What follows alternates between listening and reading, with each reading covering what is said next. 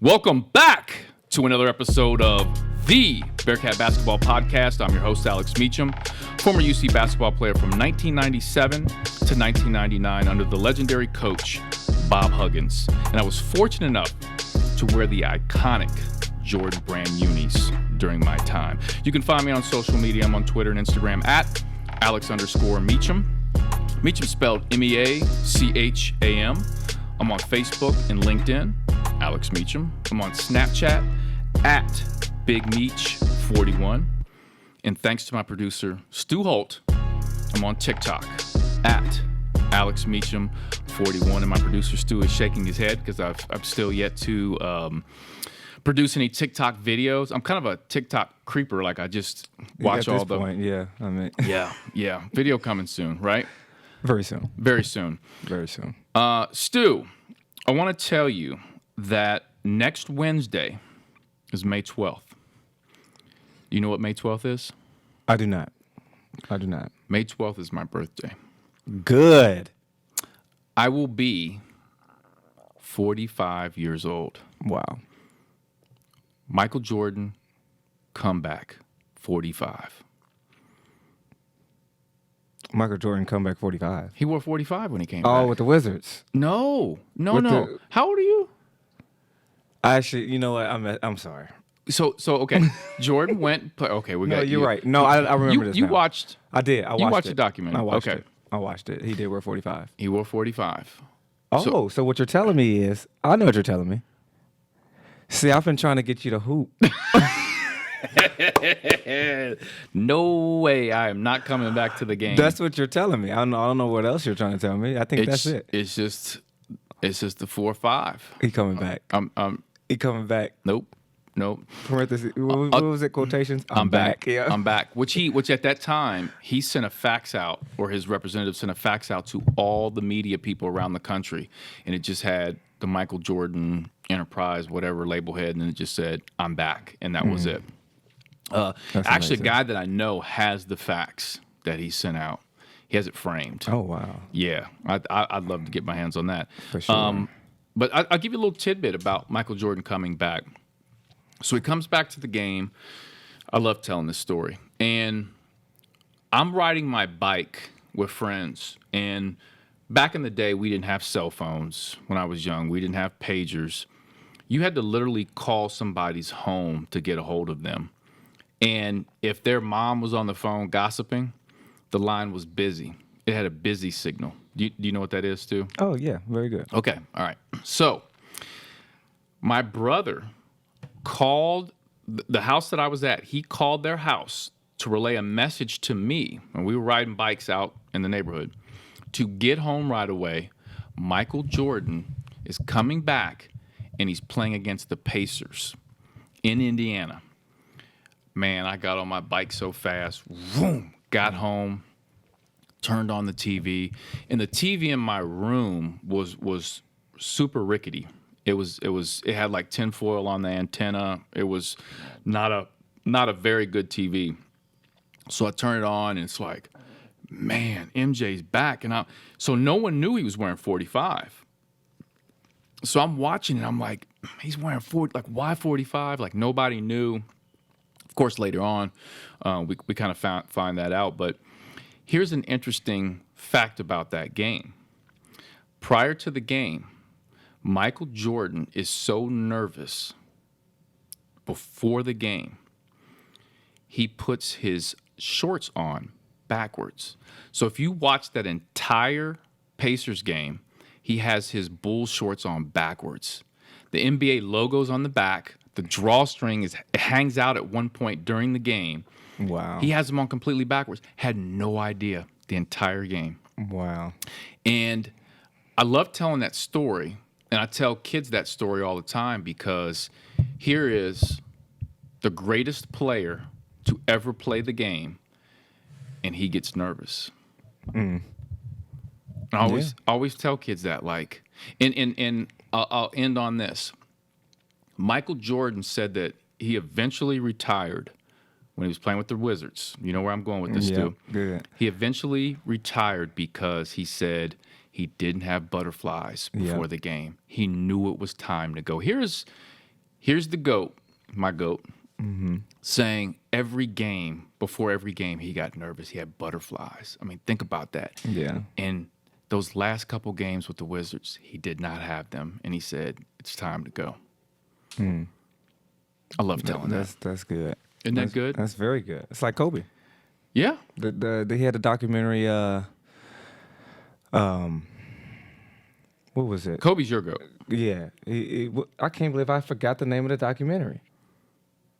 I'm not sure. But it was he basically said before every game, right before he runs out the tunnel, he gets butterflies. I was like, wow. Yep. You would have never thought that. Well, you think with guys at that level, man, they put so much time into their craft, right? Yeah.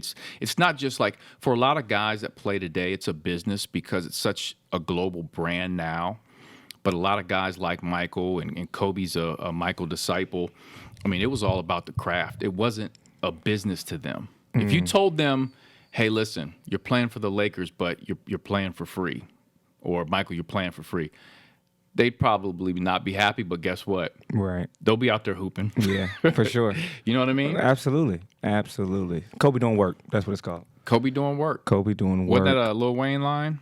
It probably was. Yeah. It probably was. It was. It's probably from the documentary, see? And you know, it's crazy to believe this. It has been 21 years since I put on a Bearcat uniform. 21 years. That's crazy. Isn't that crazy? It doesn't seem that long. I could remember my first game running out of the locker room tunnel in front of 13,176 people. Every game we had, my first and second year, was pretty much sold out. I mean, I take that back. There were some games we didn't have sold out, but that first game that I ran out was sold out because of so much excitement behind recruits and new guys they wanted to see. And man, the goosebumps. Speaking of being nervous, I knew I wasn't playing. And Right. I'm nervous. You still nervous? I'm nervous. He was like, dang, I hope I don't miss no layup lines, man. Oh man! And think about this. Think about this, Stu. Nobody knows who I am. So here I am, a walk-on. I don't even have my name on the back of my jersey because I was so new. They hadn't even stitched my name on there. Nobody knows who I am. So it's like, who's this random dude Right. hooping? He must have won a contest or something. Like Make-A-Wish kid. Like, so I'm like, man, I can't miss a layup. Everybody's watching me.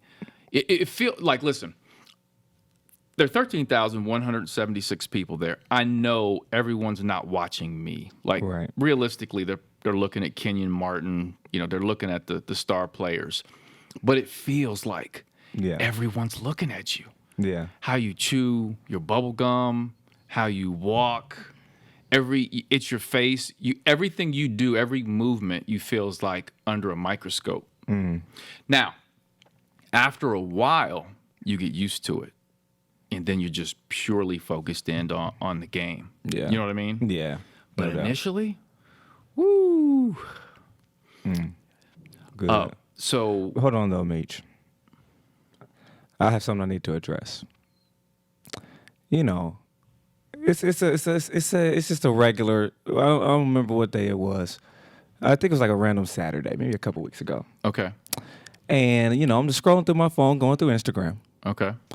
and you know, my favorite player, NFL player of all time, is Chad Johnson. Oh, no question. My favorite Bengal, of course, right? Same. You know, so of course I follow him on Instagram. Yep. So, you know, I'm on Instagram, click on his story, and I see a picture, and I look closer. And I'm like, I know where you're going. Meach? Yeah.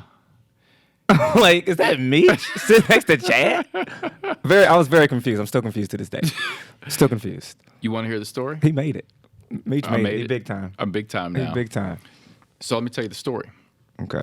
Okay, so it's Midnight Madness. This is Bearcat Midnight Madness. This is I think maybe several years after I finished playing. Actually, you know what?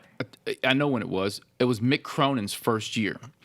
So Mick Cronin's first year, and they wanted to have this like super hyped up Midnight Madness. So they had like, you remember Bronson Arroyo, the pitcher Of course. for the Reds? He played guitar, He too. played guitar. So they had him perform. Wow. He actually performed at the Midnight Madness, and they asked Chad Johnson, Ocho Cinco, to come out. This is when he had the blonde mohawk.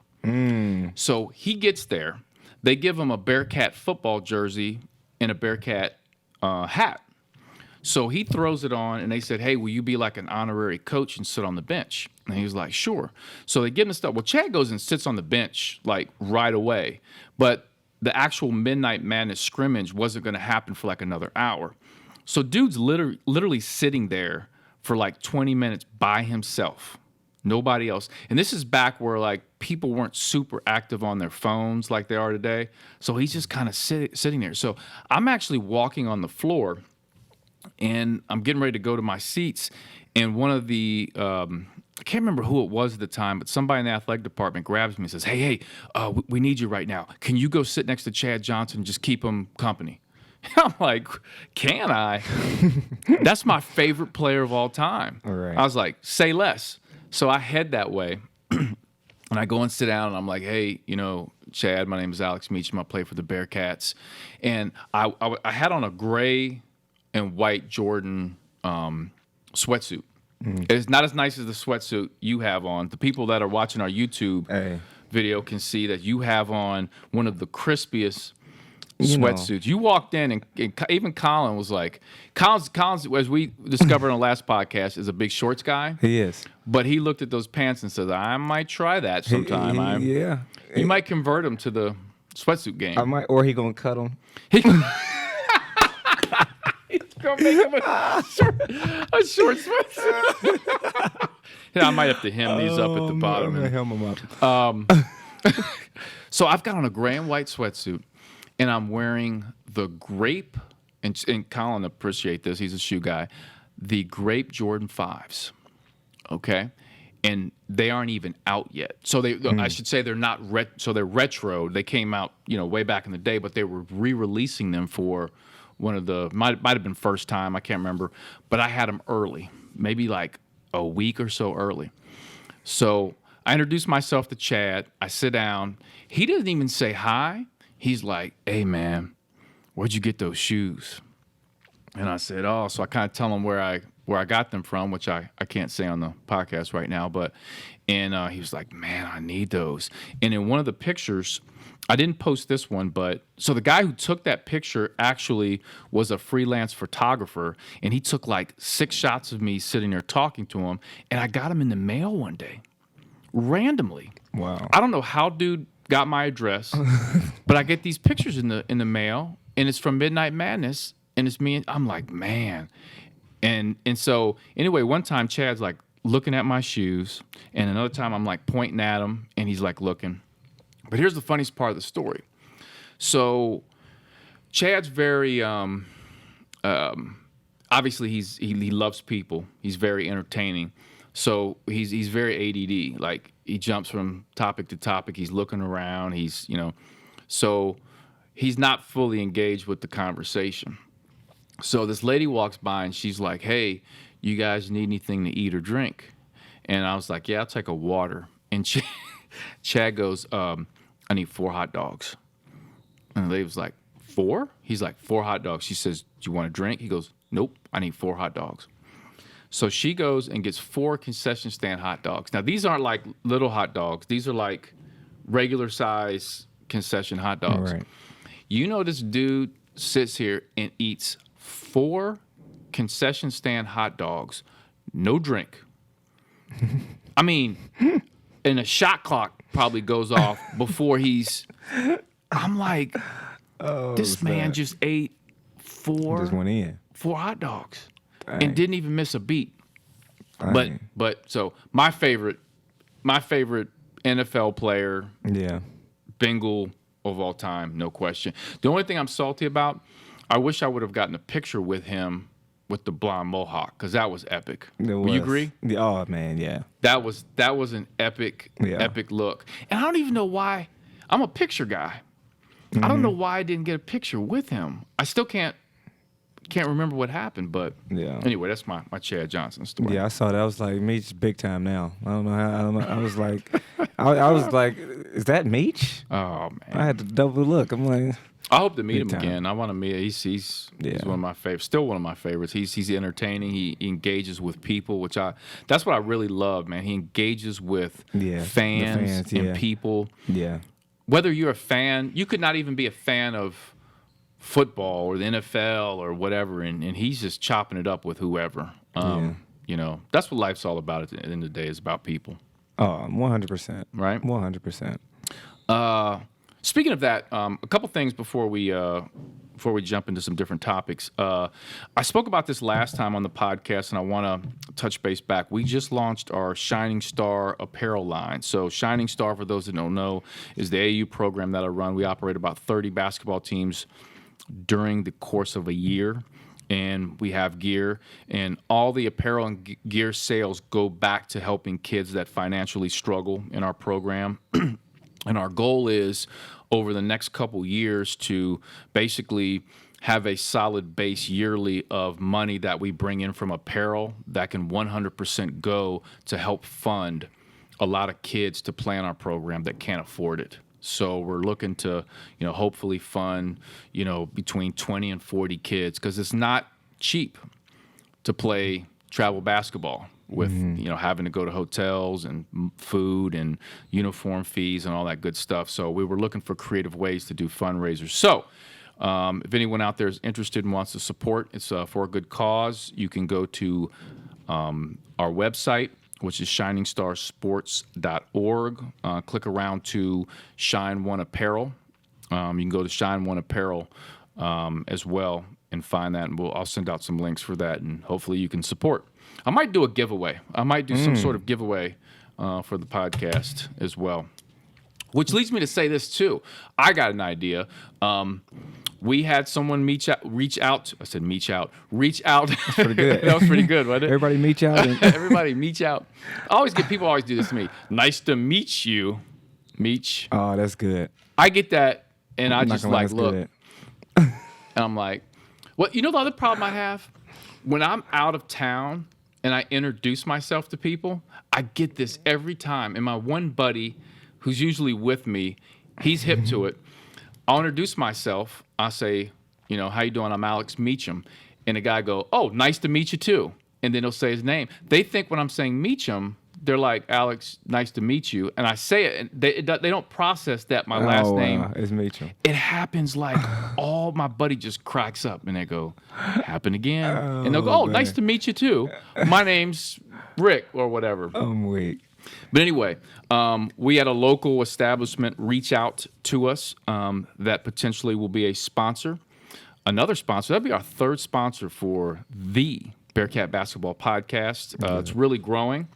I want to thank everybody for the support because the podcast, not only is the podcast growing, our numbers have doubled since we did the state of UC basketball. Our numbers have doubled, but the interaction, I think, on Twitter and all that has really got the attention of some local groups that they wanted to sponsor. So where I'm going with this is the potential deal we're working with this sponsor. We might do a podcast with fans at this particular establishment. I think that'd be cool. That's gonna be good. And we'll do it with the fans. We'll have some fans on. What do you think about that? I think that's good. Good idea? Very good. I'll bring in some Shining Star gear, and we'll maybe do a giveaway. See how we're going to just bring it all, we'll tie it all together? It's full circle, yes. Also, hopefully we'll be announcing this sponsor here within the week. Also, Walk of a Lifetime book. We're going to resubmit some things with our audio book, and hopefully that'll be out soon. We're going to do some giveaways, some Bearcat giveaways that'll be tied in to the Walk of a Lifetime audio book. I think fans will really enjoy that. Lastly, for anyone out there that has children or has friends that have children, boys or girls between the age of 5 to 11 years old, we are hosting... my organization is hosting 9 basketball camps throughout the greater Cincinnati area. We're working with Mercy Anderson, Mercy Healthplex West Claremont, Mercy Healthplex Fairfield, Tri-Health in Blue Ash, Seven Hills High School. So we're doing camps at all those locations. The flyer is posted on my Instagram, Twitter, Facebook, LinkedIn. It's all over the place. So if you're interested in any of that or know someone that's interested, you can hit us up at info@shiningstarsports.org. Now, you know what time it is, don't you? What time is it, Meach? It is Cruzy Comedy time. Let's go. Now, this is something new to the podcast. The gentleman who's now doing our YouTube video for the podcast. So our podcast not only is on SoundCloud, Apple Podcasts, Spotify, it's now on YouTube as a video. And the gentleman that helps us with that is Colin Cruzy. And if you listen to episode 83, you learned a little bit more about Colin. He wears shorts in the winter.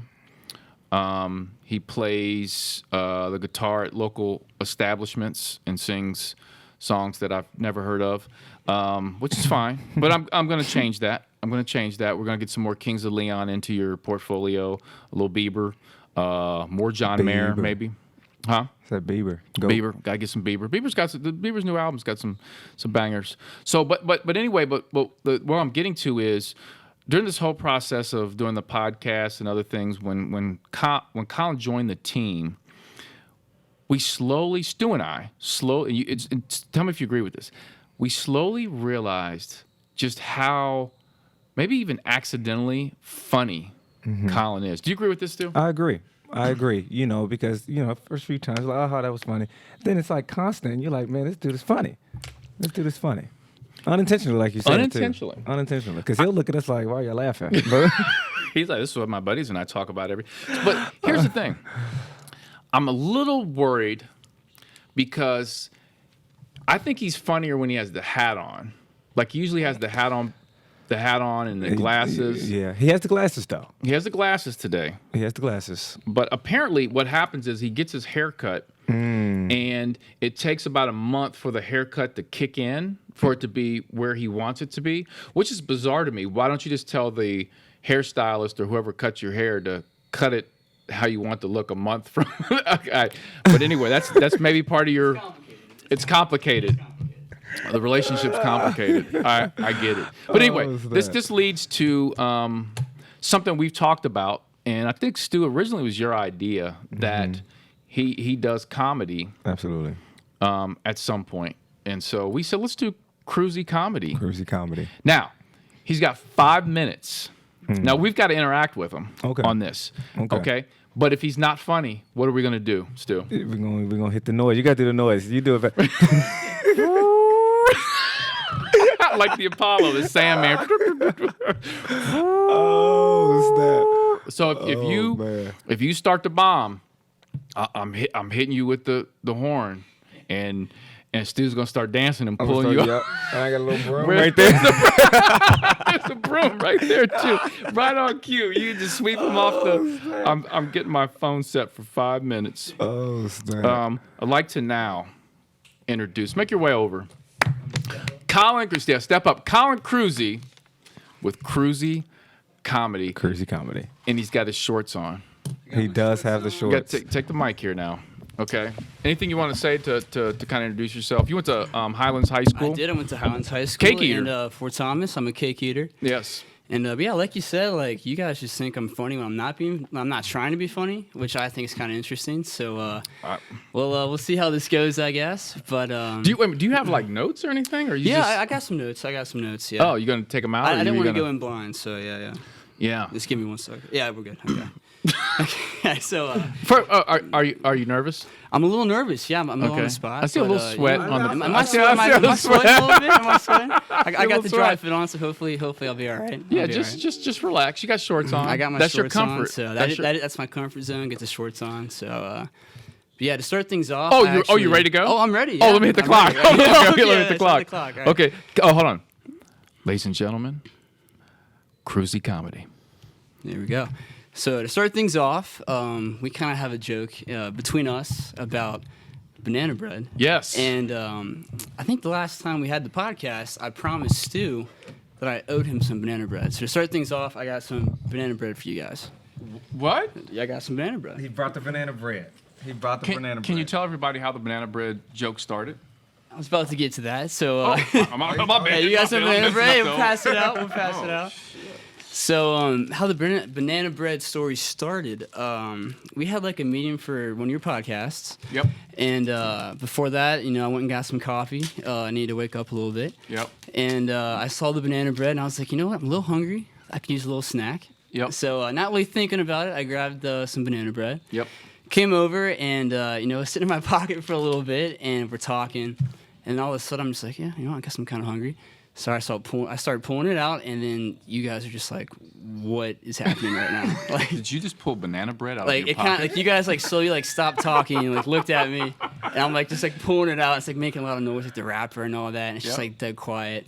And you guys are like, "What is going on?" And the more I thought about it, like if I was in your guys' shoes, I'd have been like, "All right, what is going on right now?" Sure. Like, Sure. so I get that, and but look, I actually did realize like I do like banana bread because of that. So there's that. You didn't know you didn't know you like banana bread to that. I So didn't it's have increased. anything against it. I'll put it that way. You bought it because you were hungry. I thought, you know what, that could be a nice little snack, I guess. And then, I took it out, and you guys were just like, what's going on with this guy? Like, just walks in banana bread, like he owns the place. So that is the banana bread story.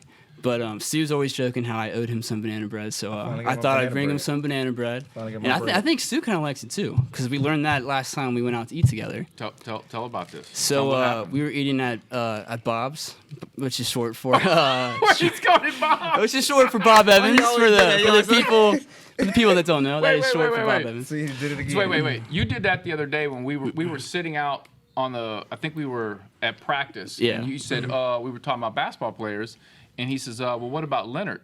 Yeah. And you and I looked at who's Leonard. I started looking around the gym. I'm like, is somebody in here? Leonard? I was gonna touch on that too, because I'm messing up. Oh no! There was no order to that. Okay. I just thought I'd bring that up because I was like, again, one of those things where, like you both stop, like, what is going on right now? Like, what is he talking about? Who's Leonard? But my brain kind of works in funny ways. Like sometimes I just, We've noticed. as you can notice, sometimes I just can't pronounce certain things. Yeah. So sometimes I just can't say his first name. I say Kawahi, and all my friends laugh at me like, dude, what are you talking about? Like, that is not how you say his name. So you just call him Leonard. So I just like, and I was in the, pace of conversation. I'm like, yeah, Leonard. And you looked at me like, he's playing for the Clippers, just won a chip with Toronto, and like you're looking at me like I had 5 heads, which again made sense. But yeah, that was that. It was funny. Yeah. But You got 2 minutes. oh, okay, jeez. All right, let me pull out my notes here. You guys got me talking. All right. Okay. So wait a minute, that wasn't part of the, or was that part of the? What the Leonard? No. Okay. So should I start the time over, or are we kind of in it? You're in charge right now. I'm just All right, here. we'll keep going. We might Okay, give you we'll just extended keep time. going. We'll just keep Depending going. on how good you're going, we'll give you extended Okay, time. okay. It's like soccer. Okay. You know, Oh, they yeah, like like soccer. soccer, Yeah, it's yeah. like soccer. Which doesn't really make much sense, but Not at all. okay. All right. So my first thing for you guys, I wanted to ask you guys for some advice actually. So before COVID, I was big into playing pickup basketball. So I love playing at rec centers, stuff like that. But as the years have gone by, my eyesight has been getting worse and worse. And I'm not a contact guy yet, so I was wondering, do you guys think I could pull off some goggles like Kareem? Like, do you think I could pull that off? Stu, I'll let you take this. Yes, Stu, you first. If you go to a gym, all right, Yeah. you're going to go hoop? I'm hooping like 5-on-5. Like, Yeah, you're not going to get picked up. Which wouldn't be the first time for me, but If you know. walk in the gym and I'm hooping in and you come in with some goggles, I probably won't pick you. But if you got next, though, you can get Yeah, next. yeah. If I call next, maybe I call I next. may have a team with me, so like my team's got next, maybe. So we got 5 up next. Or, wait a minute. Or it could be the what was the white men can't jump thing, where people are like, oh, this guy can't hoop, and then you come out there and you drop like 50 on him. What was his name? Johnny Hope? That would be the dream. Like that would be like Oh, but what you I can't would hoop. how I imagine it. But I'm very hit or miss on the court. Sometimes I'm hot. Sometimes I just walk off the court and say I'm gonna forget about that one. But yeah. So I thought maybe it could help me kind of throw off the D2 because I need all the help I can get out there. So That was the time, but we're gonna extend it like soccer. Go ahead. Keep going. But so yeah, I just wanted to see your guys' opinion if I just kind of pulled up. If you saw, like, let's say you saw me just pull up on a court, like, with the goggles on, you're like, would that be, could I pull that off? Like, would that kind of throw you off? Like, would that help me out on offense? Kind of throw off the D a little bit. It depends on where you go, if you get what I'm saying. Certain corkscrews, if you pull up with the goggles, you got one mistake And it's over. before that's your brand. That's what I'm worried about. What he's saying, I can't mess what up. he's saying is, if you go to the black neighborhoods, you've got right, Stu. got That's one- what you you. got- I got one shot. I got one one shot. shot. I 'Cause can't after blow that, it. If your team lose, you're not getting back on. And they're blaming it on you. And they blame it on you. But- Like, bro, with the goggles, you bro with the goggles now. But it kind of reminds me of like the people that you also see in rec centers, and they're playing like pickup with like the sweatshirt on, like they're playing in running shoes, Or like, hats. or hats too. And you're Yeah. like, what is this guy doing? You know, like he looks a little out of place, I guess. But Do you play with the hat on? Have you ever played with the hat on? I have once or it's only outside, which is kind of random, but I have before. I think it's also like a white man can't jump thing. I think in the movie he plays in a hat. He does. So he I actually so does. there's that. So it's a white man's thing, is what Yeah, you're because saying. I also cannot jump. So Yes. that works. So that works. There it Yeah. is. There it is. There's the So, comedy. that works. But I have played in a hat before. Yeah. Okay. If that answers your question. I thought you did. I Okay. kind of, yeah. I thought it came with the whole. With the whole image there. Yeah. Okay, I gotcha. So yeah, do you need me to keep going, or what do you think? Oh, you. Well, you have me on the timer, so I don't know. I did. Can we bring up one more thing? Yeah, of course. And then the banana bread. Yeah, of course, yeah. I want to go back to this because we had an ongoing joke about the banana bread. We go to Bob, as you Bob's, call yeah. it, Bob's. I like to abbreviate things. Yeah, I didn't mean to throw you off there. Never heard Yeah. somebody say that. I've never heard that either. But so we were at Bob's and we're sitting there, and I ordered up whatever I ordered. I had a choice of 3 items, like applesauce. I don't know if you guys remember this applesauce, and there was something, and then they were like banana bread. And that was the last thing she said. That was too. like the Yeah, last yeah, thing. yeah. And I looked at Stu and Colin goes, "Yeah, get the banana bread. Yeah. I was like, you know what I want. You know what I want?" I yeah. said, "You know what? Get the banana bread and give it to this guy right here." And I pointed at Colin. So she brings it out, and there's like 3 giant pieces of banana bread. They were big pieces. Yeah. They were big pieces. And you offered me a piece, and I said no. Right. And you offered a piece to Stu. So Stu eats it. And all of a sudden, Stu changed. Can you talk about that a little bit, and I'll let Stu comment on this? Oh, sure, yeah. So, like, Stu, I actually kind of seemed excited a little bit when we offered him the banana bread. I guess he was a little hungry before we got our full entree. We offered him? I thought so. Was it my banana? Oh, so you gave me your banana bread. Was Correct. that it? Okay. So you okay. offered it So to him. I offered Stu the banana bread. you go. And he seemed a little excited about it. And he took a couple bites, and then all of a sudden, I think it was Rascal Flatts, the country band, was playing overhead the speakers at Bob's. And What hurts the most? and Stu was like, Yeah. Stu started singing it, and then I started singing it. Yeah. And Meach is like, where am I right now? Like, what's happening? I had no idea what was going on. The banana bread took over your body, It took over. and you turned into a country western singer. I didn't even realize it was happening. It was just a gradual shift, and I didn't realize until it was too late. It was too late. It was. It was too late. I was mid verse before I realized. You just kind of in the zone. You were just going, like, off I was the just off the going. dome. And Yeah. then Colin joined me, and then I kind of hopped in. I and- was shook. Yep. yeah, Meach was shook. He gave us a look of like, I don't know what's going on. But the thing about it, Colin, was he ate all the banana bread, so it didn't stop there. It was like a 5-hour energy drink where Yeah, it just I think it kept- yeah. it gradually just because more songs came on, Yeah. and he began. I don't even think he knew the songs. It just was part of the banana It was bread. part of, it just I took felt over. it. I just felt it. It was something inside of me that just resonated and connected with the songs. It was the banana bread. I'm like, how do you know these songs? It was honestly. I think at one point Stu was like, I don't even know how I know this song. I don't Like, know. yeah. It's the magic of the. So you brought us banana bread, which I looks did. like the expiration date says 5/8 on that. That's today, right? Okay. Oh, no, that's a couple days from now. Okay, so we gotta eat You got this. 3 days to finish We got that. 3. So, yeah. Where did you Yeah, get 3 banana whole bread days. that expires in In 3 days? I'll Trying tell to you where you kill got. us? I'll tell you where you got it from. All right, let's hear Bob's? His house. He probably got a whole cabinet. Oh, that's true. No, I wish. Like I said, like I didn't realize how much I even liked banana bread until I got some that day, and you guys like called me out. Yeah. And you're like, what's going on with the banana bread, man? And I was like, that's a great question because I'm not sure. Anybody that pulls out banana bread randomly I mean, it was out of his, like, thoroughly enjoy. Yeah. it was literally in his pocket, and he just Just out of nowhere. just nowhere. Like I said, like if I was in your guys' shoes, I would have been completely thrown off. I never really thought about that because like I feel like I kind of like you heard like the wrinkling in my pocket, kind of like slow motion. I pull it out, and you guys are like just stop and like look at me. Yeah. So I get where you guys are coming from. Here's what I want to do. Why is this mic like magically moving on me? Banana bread. It's the banana It's too bread close- is just it's like too close messing to the every. banana bread. It is messing up everything. You just did a 360 with the mic, I did. or 180. That would. Needs to screw. Oh, okay. All right. Now we're back. So here's what I'm gonna need you to do, Colin. Next episode, Okay. I want to have you do a little bit of comedy, and then you play guitar and sing a song, like part of a song On the podcast? On the podcast. Okay. We're gonna give you a little. So it's just like a little comedy song, real quick. Okay. This is going to lead into your career taking off. Okay. Wow. And then I want to take 10% of all earnings later on. Is that cool? Yeah, I mean, I appreciate it. Okay. I think we should probably agree on like what you want to hear at first because I've I already- might play some like banana bread music or you know what I mean. No, So no, we're not doing the banana bread. Okay, that's so why we need- I okay. gave you what you're gonna Kings of Leon, but Okay. you have to go and study that, or Bieber, or John Mayer, which should be in your portfolio. I do have a couple of John Mayer songs. So Okay. you're saying just pick one of those three.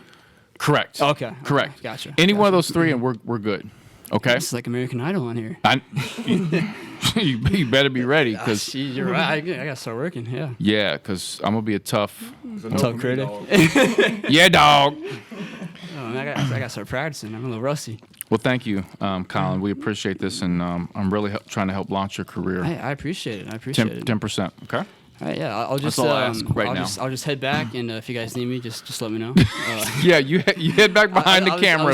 I'll go check on the camera and make sure everything's running smoothly. Yeah, thank you, man. And You're- if you need to talk about banana bread, just let me know. No, I think I'm good on mine. you So got I've got yours, my my slice here, banana nut bread. Thank you very much for this, and we'll make sure. Now you don't have to bring in banana bread every single episode. Yeah, I don't want to just- make that like a standard or anything Yeah, like you that. can put a hole in Okay. my pocket. It's more expensive than you think, that banana bread. So Well, I believe you need to start. Okay, so I got it. You create your own banana bread line. I was thinking about Right? that. I was thinking. I'm not much of a cook, but I think that's where I start. You know, I start Like- with the baking and go from there. So I love pizza, right? Right. You know I eat really really healthy. I don't eat a lot of For sure. bad stuff, but pizza is like my thing. And my favorite pizza, I always think about like what I like about my favorite pizza here locally. And I always think like one day I want to have my own pizza shop. Like I want to have my own pizza, Meach's Pizza, right? So we got Meach's Pizza and certain little things that I like, about the crust, about the sauce and all that. I'm going to do that. And then for dessert, when you come into Meach's Pizza, you get banana bread. There we go. 10%. I mean, Got it? sounds good to me. And when you come into Meach's Pizza, Colin will be in the corner doing comedy and singing John Mayer. Playing you some Kings. music. Yeah. Is that cool? That sounds good to me. That sounds like a plan. You're a good man. Thank you. Hey, anytime. You know where to find me. I know where to find you. Thank you. Was that a clap, Stu? That was a golf clap. got a clap. You got a golf. You got a golf clap. You're clapping for the bread. If you didn't bring the bread, you might have got. Yeah, if it wasn't for the bread, I ain't gonna lie. He said, "Woo." Oddly enough, we are going to segue the Cruzy comedy into. I'd like to bring on the phone the Bearcat beat reporter from the Cincinnati Enquirer, Keith Jenkins, who obtained the termination letter that was delivered from John Cunningham to John Brannen. Bearcat fans, I'm excited to welcome in my next guest. He is the Cincinnati Bearcat beat reporter for the Cincinnati Enquirer. We love having him on the podcast. My guy, Keith Jenkins. What's going on, man? Meach, how are you? I'm doing well. First of all, I got to ask you, are you excited for two things? One is a potential new Kendrick Lamar album coming out this Friday, and May 14th, a new J. Cole album. Those are my two favorites, bro. Like it's of the new school. I mean, we talked about our top fives. Jay, of course, and his verse on the new Khaled album. is ridiculous. Nas's verse on the new Khaled album is ridiculous. But to have Kendrick and Cole back and active and making music and flooding the streets, it's exciting for sure. Yeah, we need it. We definitely need it. What album would you say you're more excited for? K-Dot or Cole's or both equal? Probably Kendrick. Not that I'm. Wow. Yeah, exactly. And he's been really quiet. I mean, we've heard from Cole a little bit from little features and pop-ups here and there, but Kendrick has been quiet since the Damn album. So I'm really excited to see and hear what he's been cooking up and what kind of features, he may have. And they're both just a breath of fresh air for hip hop. So to have them back, man, I'm almost giddy. I'm the same way. So I was really excited to see both of them dropping projects back to back. But jumping into recently on Twitter, I think you were the first to put out the termination letter from John Cunningham to John Brannen. So what were your thoughts when you initially read that termination letter? I think it provided a little more clarity as to where John Cunningham's mind was when he decided to part ways with John Brannen. I think if anything, the language in the termination letter, it kind of spelled out from UC's perspective why they came to that decision. And there was some pretty intense allegations and accusations within that. So it's interesting, and it's so now we go to court because it kind of painted a picture of why they're able or they're choosing to let John Brannen go without paying him that $5+ million buyout. And obviously John Brannen, and he's not going to go without a fight. He and his lawyer contend that they haven't broken any rules or committed any NCAA infractions, transgressions. So it'll be interesting to see how this plays out. I just hope that it's unfortunate that all this is happening during the initial weeks and months of Wes Miller's tenure. Absolutely. I feel like it's kind of a negative cloud or just, I don't want to say a negative cloud, but just a cloud over something that should be a very positive feeling about the program and in the university. But it is what it is. It is what it is. And, more and more details will come out as this thing continues to unfold. If you were a betting man and you could predict, what do you think will end up happening, when they go to court? What would your prediction be? Yeah, I mean, that's a tough question. I think it's just a matter of, what UC can prove, what kind of evidence they have, as far as what is provided as just cause for not paying this man that money. There's been more details that came out recently, even after my report. And again, it's I think some of the details are some of them are subjective in a certain aspect. I mean, I was talking to a former player today, and he was saying, "That's it." That's what was happening. And I don't want to demean or belittle the feelings of the players involved, because they are more than entitled to feel how they feel. But I think one thing that you and I and other former student athletes who are 30 years old and over, we have to understand that what we endured and what we went through and what we thought was okay it's just different nowadays. I mean, it's just what's accepted.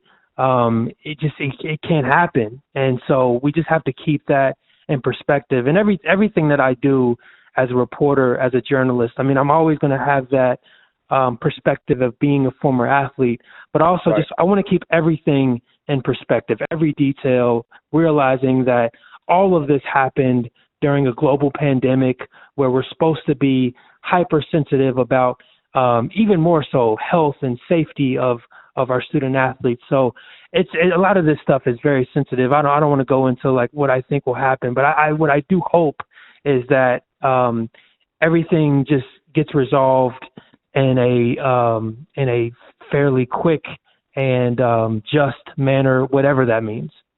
Yeah, you make a great point. As I think back to my time playing for Bob Huggins and a friend of mine playing for Bobby Knight, those times were very, very different. Some of those things that both coaches did are probably not acceptable now. And I was having a conversation with another guy who's a former player, and he was like, "Man, these kids today, they don't blah blah blah.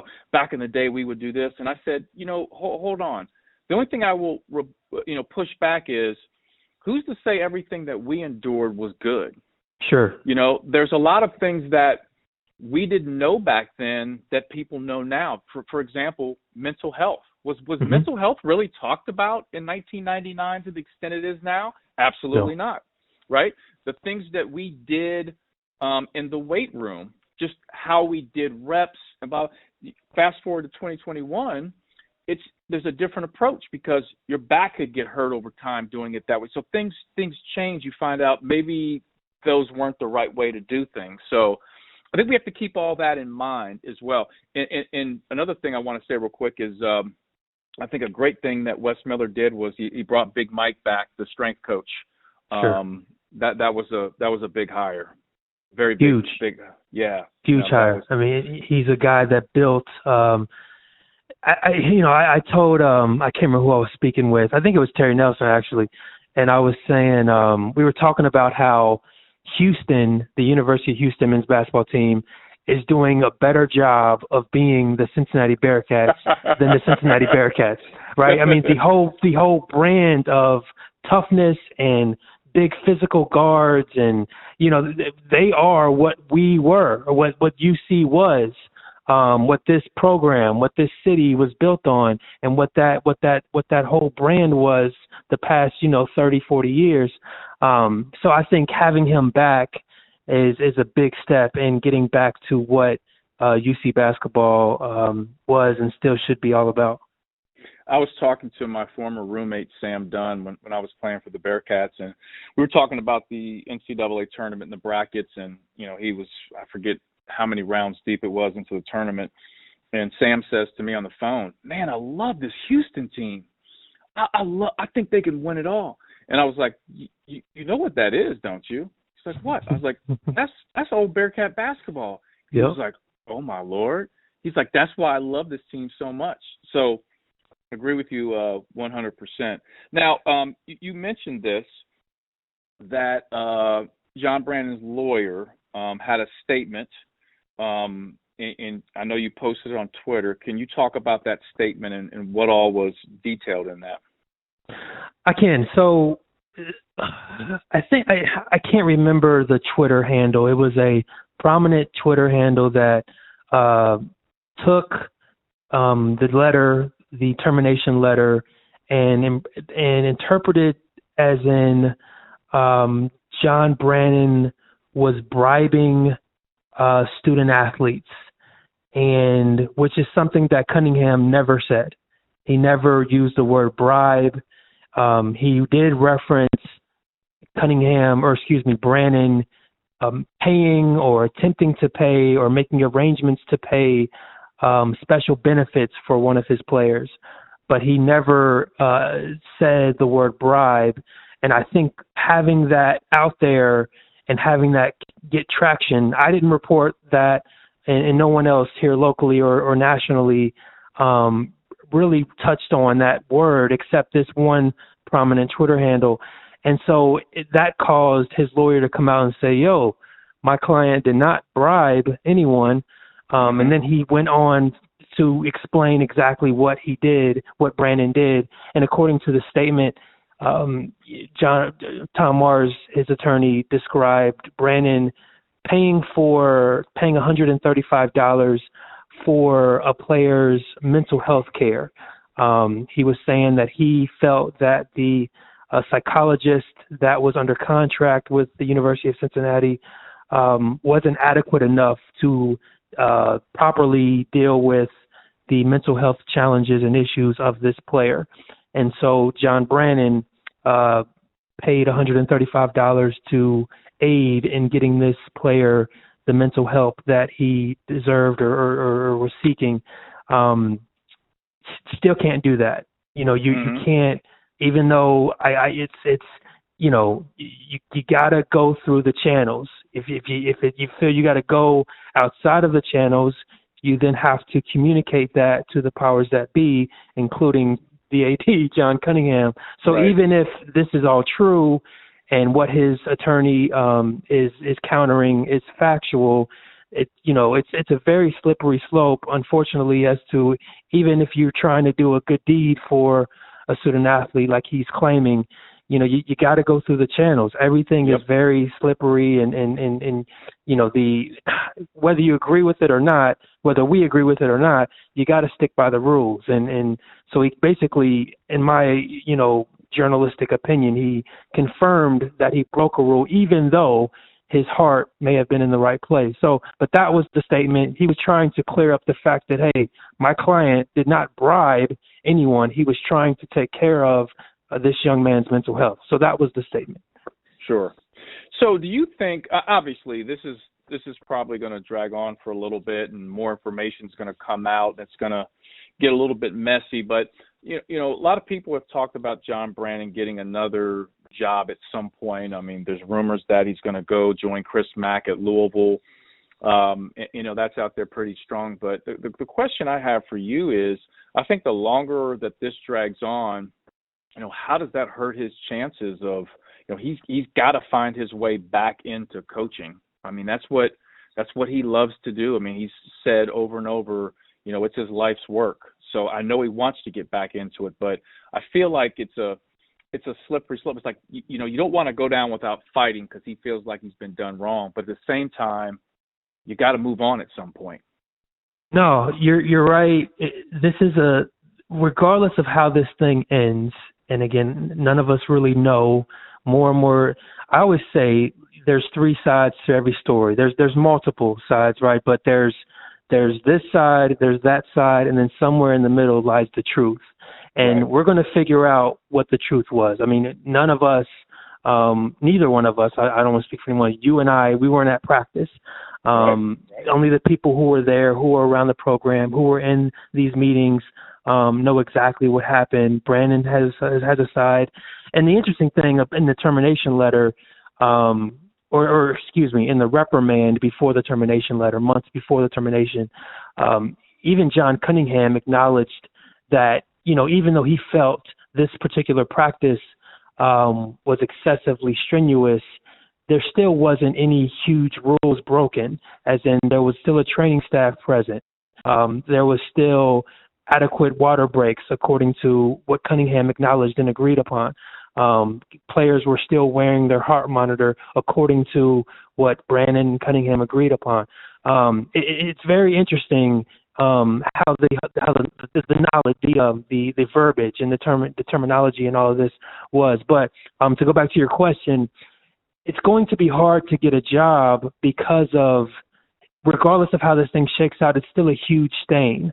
We got to remember that he's only 47 years old. And in the grand scheme of his career, as far as being a head coach, he was just getting started. He is just getting started. I mean, this was a prime job and a prime opportunity for him to show, what he could do after being at NKU. And I do think in some respects, I think it's not a lot of people look at the University of Cincinnati as a destination. I know some fans want to think of it as that. So a lot of people don't view it as that. It's a stepping stone towards something greater for some people. For most people, I think for John Brannen, it was potentially a sticking point. I mean, this is a program that 100%. He was close to. He loved, he enjoyed. And I like John. I like John a lot. And I think it's unfortunate, what's happening. However, if there was wrongdoing, again, I want this to come to a just resolution, whatever that may entail. But yeah, this is a stain. And even if at the end of this thing, it comes out and the legal process takes its way, and the determination is, you know what, we're all good. You were good. Maybe you weren't as warm as you should have been, or as pleasant or inviting, or maybe you stretched the rules. You didn't break them, but you stretched them. Whatever. But even if that's the case, look, you had 6 players exit your program. There's the large portion of your guys no longer wanted to play for you. What happened here? And this is something that is not just this season. This has happened last year and in other instances where guys just didn't want to be a part of what was going on. And so there's a lot going on here, and there's a lot of questions, regardless of how this thing shakes out, that are still left unanswered.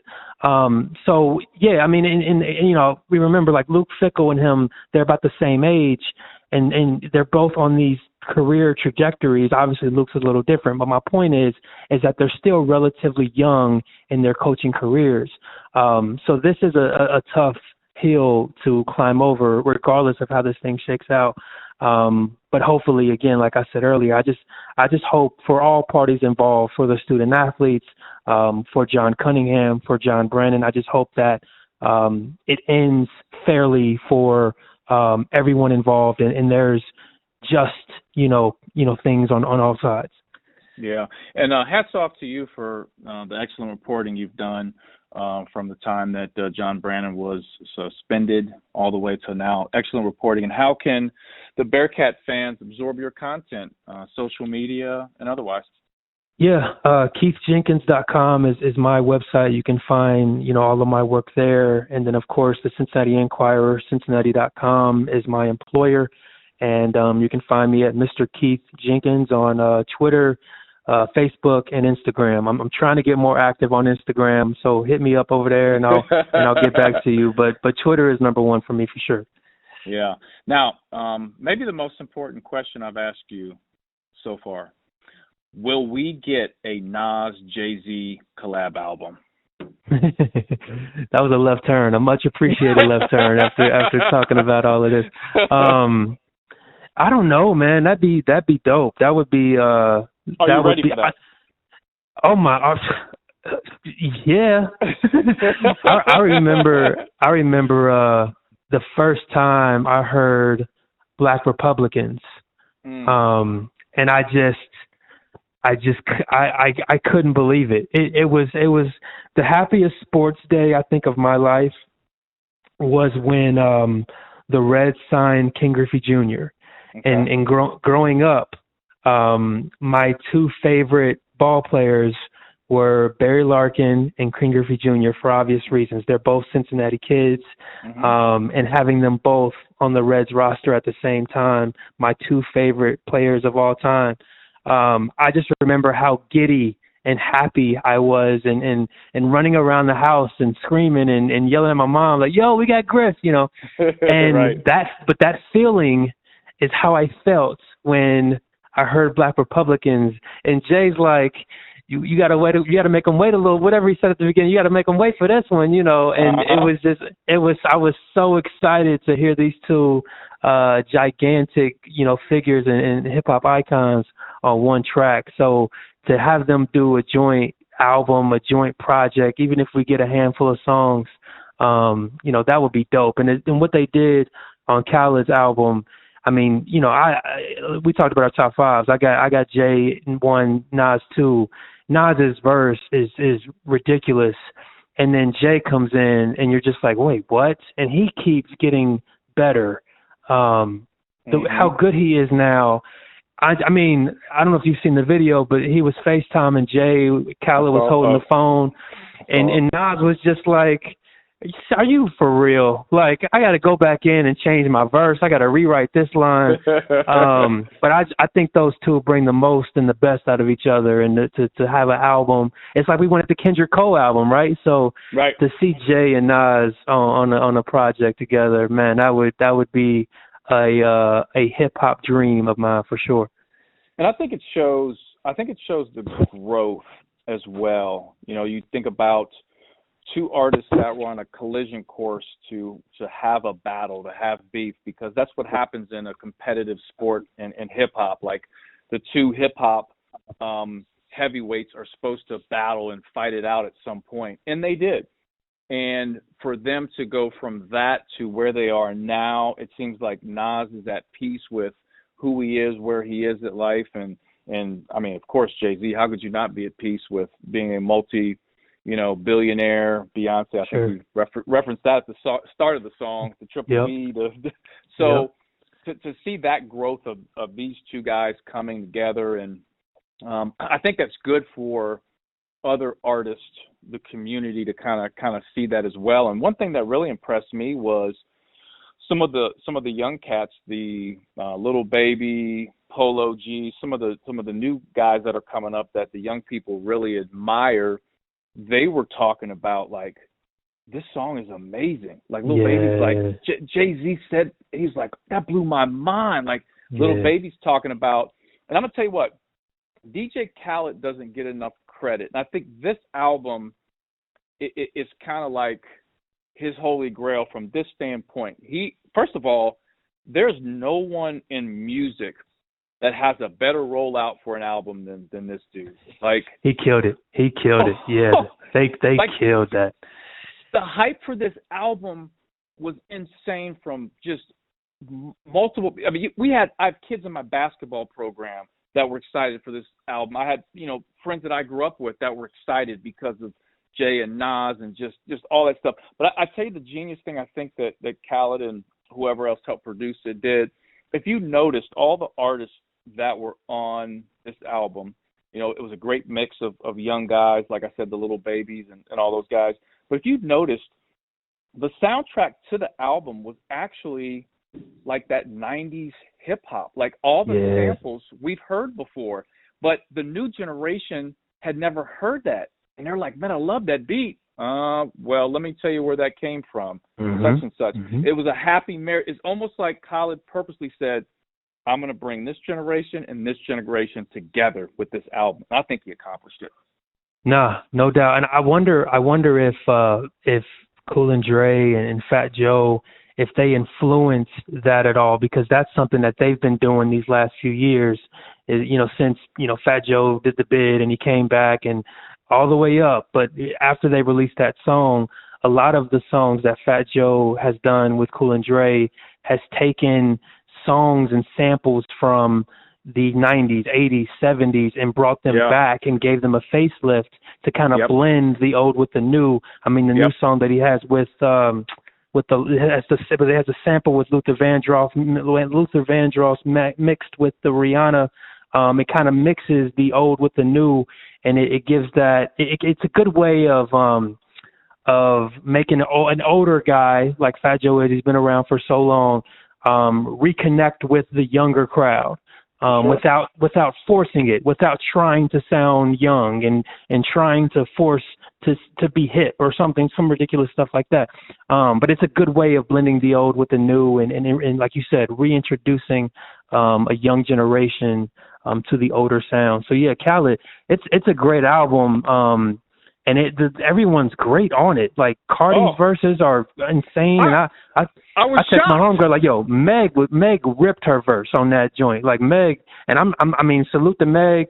But this is like some of the best work of best 16 that I've heard her go on because she killed that. So shout out to, and I love the Justin Timberlake. I thought he was good on that. So yeah, man, it was great. He was great, and that's a tough song. Obviously, there's an older sample with that, but then there's the Ghostface Killer. Like there's that whole. Yep. And Justin just absolutely killed. But my favorite song in the album is actually "Thankful" with Lil Wayne. And Lil Wayne did well. He had a really good verse on that. Very good. Yep. Very good, man. That was a great first song for the album, but it was all together. But as soon as I heard Nas and Jay, I was like, man, that's growth right there. That's mature hip hop. This has to lead. Like I felt like the two agreed to do it because there's a bigger plan of maybe a joint, album, coming. Like, and I think Hit Boy even tweeted about it just the other day. Like Hit Boy was like, yeah, I'm producing that. Like I don't care what anybody says. I'm doing that album. I'm sure Swizz and Timbaland and a lot of people are going to have something to say about that. Yeah. Yeah, that would be great, man. Well, Hey, listen, as always, man, thank you very much for coming on and the great reporting. I'm gonna get back and wrap up the rest of this podcast. I'm gonna talk a little bit about my meeting with Wes Miller. So, My man. yeah, I'm gonna knock this out, man. I'm gonna be back in touch with you. Okay? All right. Take care. All right. Appreciate it. Be safe. Yep. All right, this segment is sponsored by the College of Arts and Sciences at the University of Cincinnati. They have a new flexible bachelor's degree that will allow you to graduate conveniently and affordably. You won't lose any credit or have to start over. Now, I want to talk about my meeting with the new Bearcat head coach, Wes Miller. So he had texted me that we had texted before. We had a conversation via Zoom, but we hadn't met face to face. And he reached out to me and said, "Hey, let's get together." And so I texted him back and I said, "Hey, I'll come over to your office. I'd like to, sit in your office."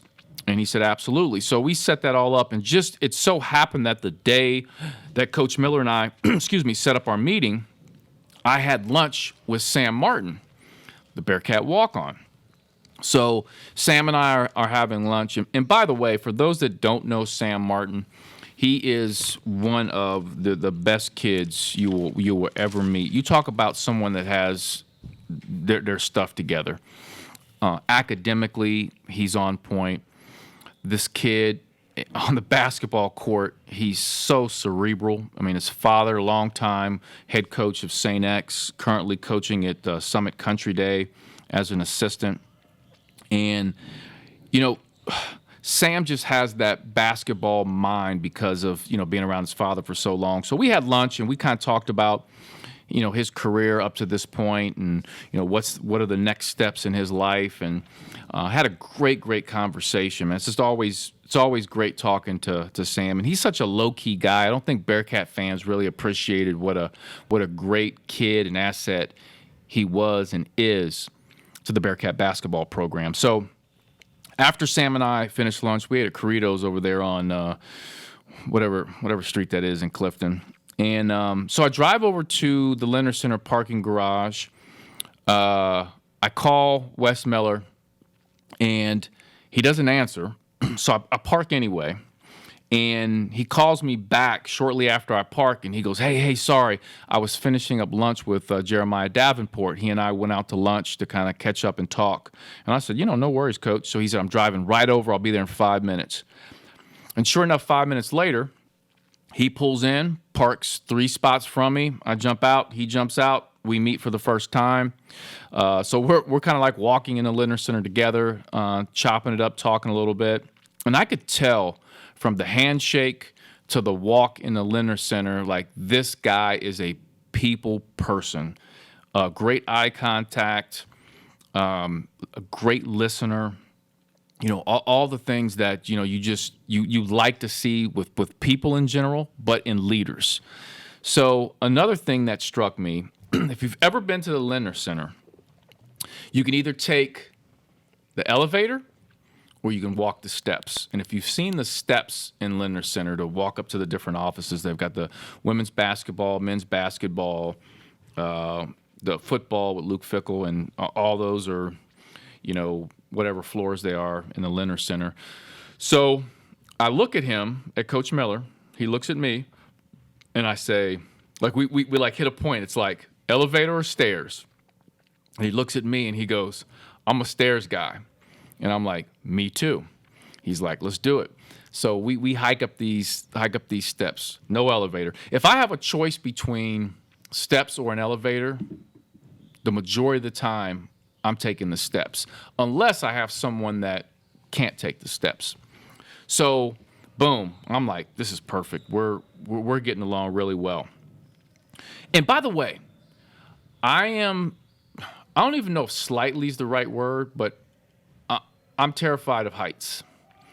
I can't even get on a ladder too high, and I start shaking.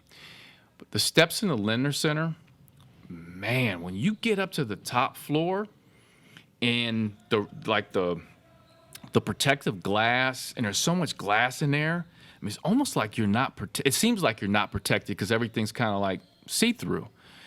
Man, you get up high, man, you get like people.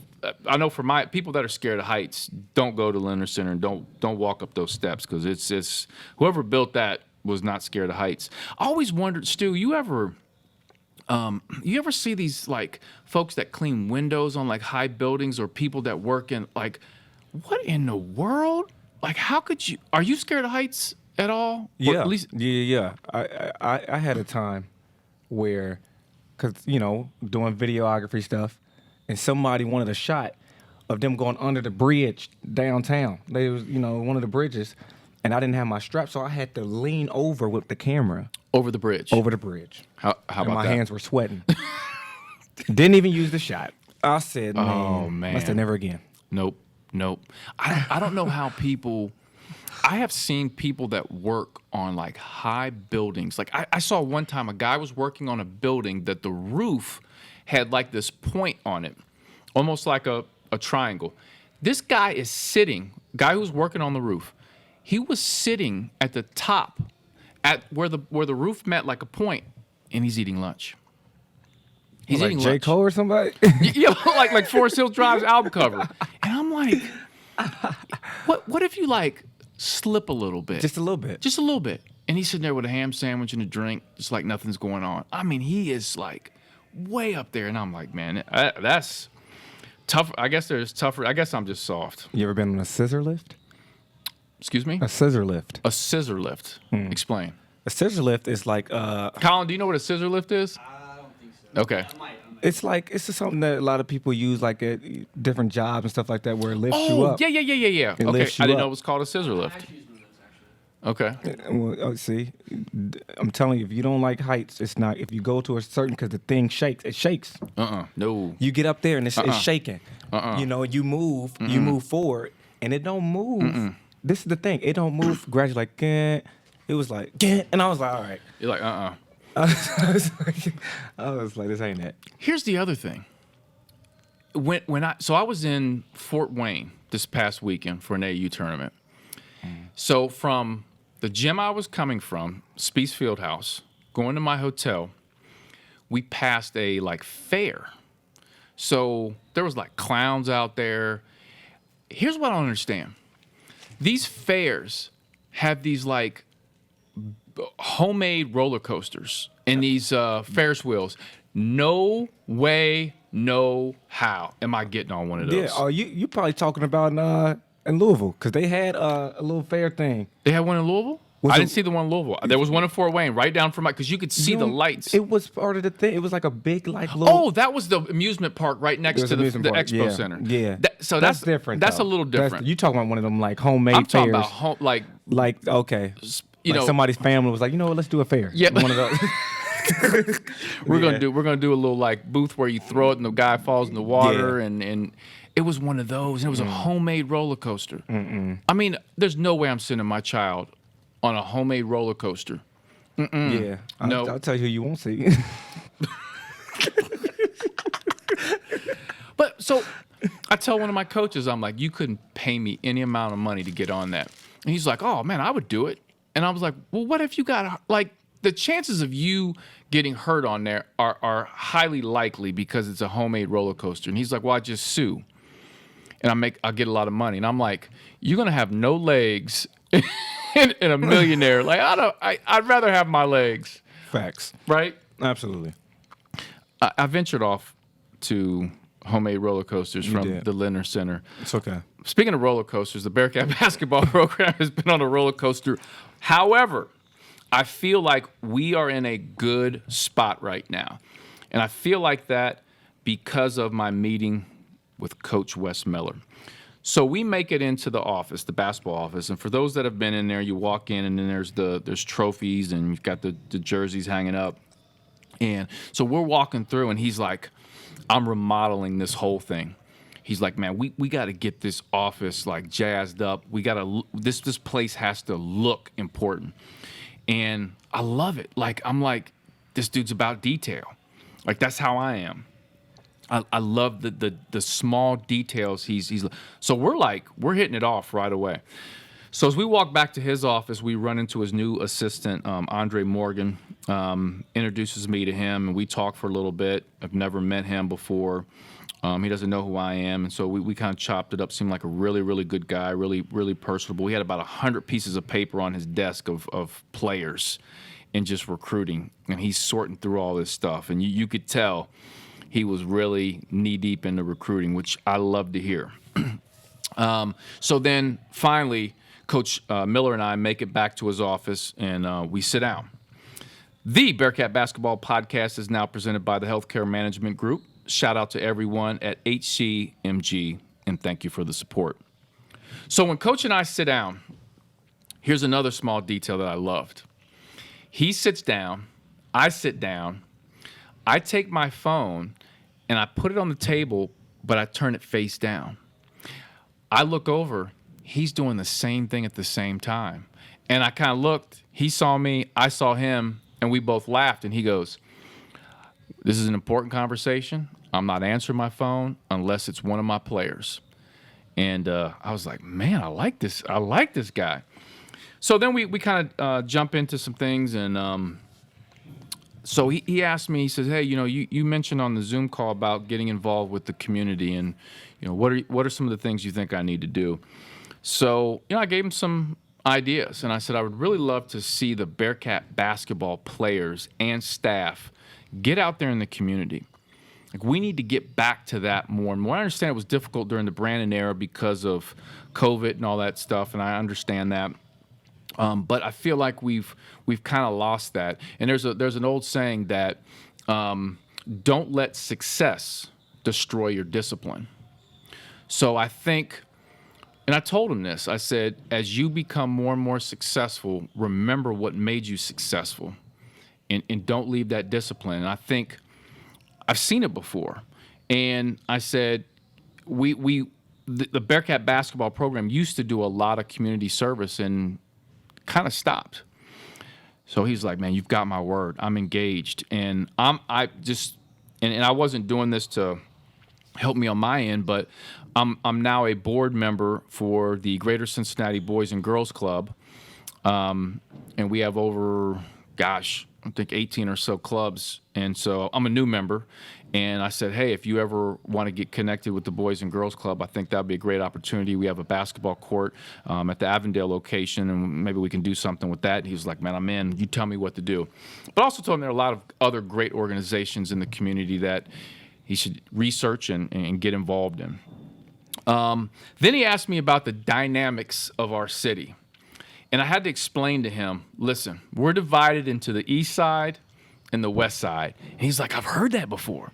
And I said, "Let me tell you about the east side. Let me tell you about the west side."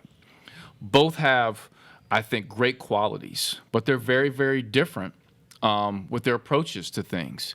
And I said, you need to be on the east side and the west side, going to sports stags at Roger Bacon High School, Elder, Oak Hills, Princeton, wherever it is.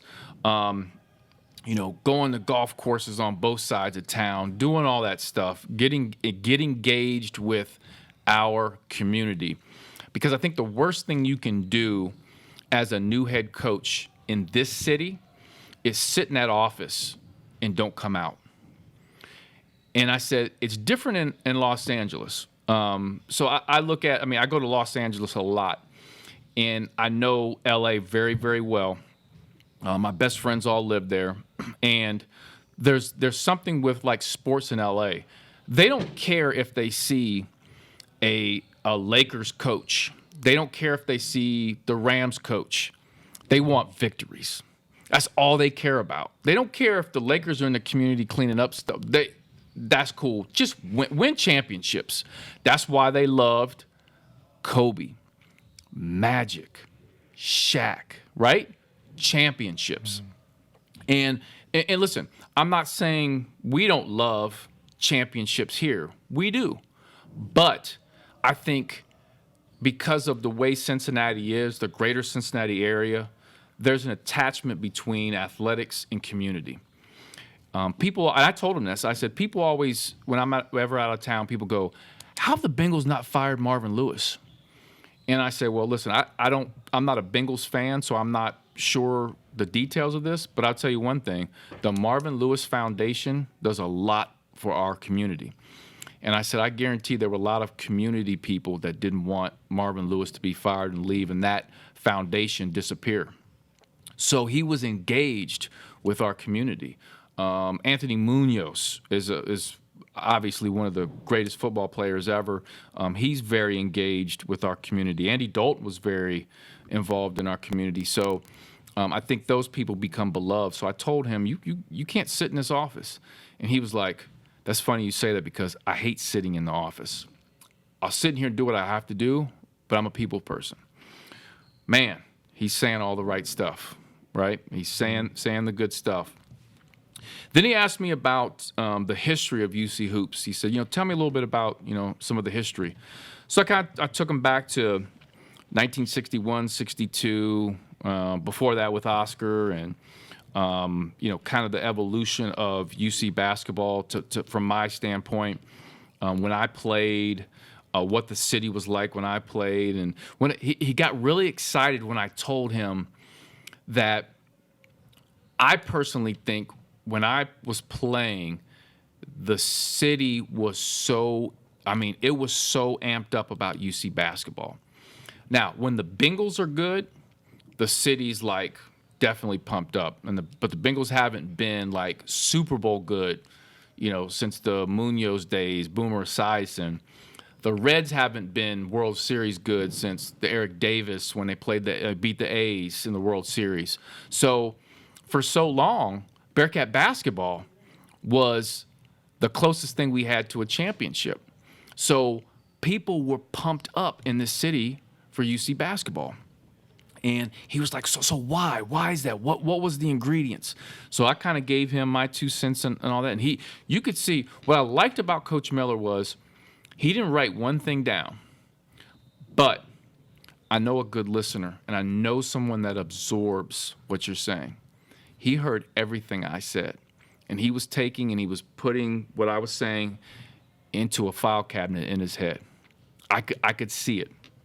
And I guarantee you he's going to apply some of those things that I talked to him about and what others have talked to him about into what he does in his approach, I think, moving forward. Then we talked a little bit about hiring a former player, which at that point I think it's pretty well known that Dermar Johnson will be the former player that is on staff. I think they're trying to figure out what the title would be, and I'm very, very excited to have DJ, or as I call him, Slim, back on the sidelines, and hopefully they utilize his knowledge, his skill set as much as possible. I know that Slim's goal is to be in the front office in the NBA. He might not be in college long, but at least that would set the stage for the next former player to come in. Maybe Slim gets the bug and wants to stay involved in college basketball once he's there. That would be my hope. I would love to see him and others, especially other former players from the Cincinnati Bearcat family, join the staff. Over time. So I'm really, really excited. He was so impressed with Slim. Just his demeanor. And if you ever meet Slim is just like everybody loves him. Everybody loves him. I don't think the man has like an enemy. I'm sure he'll say he does, but I just don't feel like he does. He's just that genuine and nice of a person. There is another person that will be joining the staff at some kind of entry-level position. I can't say who it is right now. He's not a former player. But I'm very excited because he's one of my former interns with Shining Star. You talk about an excellent full circle moment. I'm going to actually have him on the podcast when they announce his hiring. He was an intern with me. He wanted to get involved with college basketball. I helped him get onto a staff, which is in this area. I'm not going to say what staff it is, but he was working for a Big Ten team at a very high level. And so now he'll be working with Coach Miller, and I'm very, very excited for that. I'm going to have him and I'm going to have Slim on the podcast to kind of talk about their role very soon. Now, the other thing that Coach Miller and I talked about, what it's going to take for him to build this program up to the level of a championship program, and from a recruiting standpoint, like how is he going to recruit Cincinnati? How is he going to recruit Ohio? He's got to put his arms around the really, really high-level kids in our area. And listen, he gets it. Like, he's been around Roy Williams, George Raveling. He's been around some of the top guys, so he knows how to build a program. He knows what it takes, and you know that you need to establish yourself in your own backyard. So if you're not getting the Cincinnati guys, the northern, the state of Kentucky, Indiana, northern part of our state, like if you're not getting those guys or those guys aren't interested in your program, it's like, what are you doing there? Those guys should be banging down your door to want to be a Bearcat. And I told him, when I played for UC, it was unbelievable how many kids in Cincinnati wanted to play for the Bearcats. Like, there was no way Hugs was turning away tons and tons of players locally because they just didn't fit. But the great thing was people wanted to play. They wanted to play for the Bearcats. And he said, I want to get that back. And then also recruiting on a national level, getting the high-level guys. And he seems like he's very confident that he could bring in some high-level guys over time to really be game changers. If you think about UC basketball over the years, there have always been like game-changing players, i.e. Kenyon Martin, Steve Logan, Dermar Johnson, Satterfield. Like, there's been game-changing guys, and he feels very comfortable that he can get game-changing guys here very, very soon. That was encouraging. So I know the fans want to know, did we talk about, apparel? Yes, we did. We talked about the Under Armour deal. We talked about, when I played the Jordan and what it was like. We kind of talked through that. And I can't obviously reveal all those details or his personal feeling on things, but I think we had a very, very good conversation about that. And I'm excited about potentially the direction of some sort of apparel deal. What was impressive was, he gave me, between the time we met in the parking lot to the time I left, we were together for about 2 hours, which in D1 coaches time, 2 hours is a long time. That means he's got to now grab his phone and return a lot of messages. And his phone was going off while we were talking, and he didn't budge. He didn't pick it up. This segment is sponsored by the College of Arts and Sciences of the University of Cincinnati. They have a new flexible bachelor's degree that will allow you to graduate conveniently and affordably. You won't lose any credit or have to start over. When I was leaving the office, he introduced me to Chris Lepore, who's now working with him. He worked at Belmont prior to, and believe it or not, when he was at Belmont, one of my former players was Shining Star, received the full scholarship to play at Belmont. And Chris Lepore, the Bearcats' new assistant, was there at the same time that our kid, Tyler Haddon, was there. And he's like, oh, I love Ty. So we hit it off right away. And so Coach Miller said, hey, I got to go. I got some things I got to do. The guys are in the gym. I think it was Mason Matson was working out, and there were some other guys in there working out. He's like, got to go check in on them. So he left, and then Chris Lepore and I sat down, and we talked a little bit. He asked me about, like, walk-ons, like, who have you had here in the past, and, what do you think's, the approach with walk-ons that we should be looking at? And I kind of gave him some ideas and thoughts and some names of some kids. Then he talked about where he should live in the city. He looked at several different locations, and I was kind of giving him the breakdown of dealing with traffic here, which obviously we're not a big city like in L.A., Chicago, and New York, but if you hit the wrong spots here, the traffic's terrible. And the traffic here is terrible, in my opinion, not because of the amount of people here. That's not the problem. The problem is construction. It's like some of this construction has been going on since I was like 9 years old. It's like they're doing construction on top of construction. So, you got to navigate through, the ways to get around the city, especially when you're going to Clifton. So we talked about that. We had a great conversation. Some of the other assistants that have been hired are not there yet. I know Mike Roberts, who was coming from IU, he had not arrived yet, so I didn't meet him. But here's a funny story. So I leave out after talking with Chris, and I'm getting ready to walk down those steps, and come running up the steps is Coach Miller. He's like running up the steps. And I said, well, you're back already? And he goes, yeah, I just wanted to check in on the guys. They just finished shooting. And I said, who was down there? He says, Mason Matson's in there right now, and Cumberland's coming in to shoot, and Jaron. And I said, I've never met Mason. He's like, go down there. I want you to talk to him. So I go down to the gym. And Mason wasn't in there. Two of the managers were there, so I'm chopping it up with them. I know two of the managers pretty well. So we're talking, and then Mason ends up coming out because he had finished shooting. I guess he showered. He was coming out. And I've never met the kid before, so I start making my way over to him. And so Mason Matson's standing there, and he like has this bright look on his eyes, and he's like, "Hey," and I'm like, he like said, "Hey," like we've met before. And I was like, "How you doing, Mason?" I said, "My name is Alex Meacham," and he goes, "Yeah, man, you're the guy on Twitter. I've seen you on Twitter before." And I'm like, "Well, I'm the Twitter guy." So we like talk, and God, that kid's got personality, man. He's got energy, personality. I was very, very impressed with Mason. You can see, I mean, this kid is going to be a good Bearcat for a long time here. Very, very impressed with him. And then I tweeted him later saying, "Hey, I'm the guy you said you saw on Twitter." He kind of chuckled at that. But and since my meeting with Coach Miller, I have seen tons of pictures of him with fans around the city. Like, he's really embracing going around. He went to the Reds game throughout the first pitch. I told him, he asked me for advice with the first pitch. And I said, "You realize, like, the first pitch is a big deal in our city. Like, I love the Reds. People love the Reds here. That's a big deal." And he's like, "Really?" I said, "Yeah." I said, "Just do me a favor.